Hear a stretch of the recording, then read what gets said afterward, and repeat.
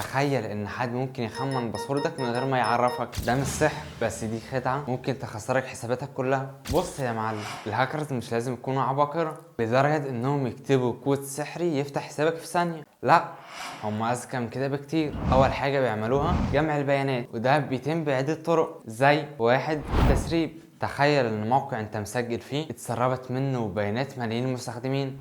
لو الباسورد اللي هناك نفس اللي بتستخدمه في كل مكان، مبروك، الحسابات كلها بتاعتك بقت في خطر. اتنين، الهندسة الاجتماعية. مش لازم يستخدم كود، ممكن يستخدم دماغه. ازاي؟ ببساطة بيجمع عنك معلومات من السوشيال ميديا، زي تاريخ ميلادك، فريقك المفضل، تاريخ ميلادها، بعدها يخمن باسوردك على اساسهم. وده لان اغلب الناس بتستخدم كلمات سهله زي محمد 1999 3 بروت فورس اتاك. هنا بيستخدم برامج بتجرب كل الاحتمالات الممكنه الباسورد اللي عنده ما يظبط.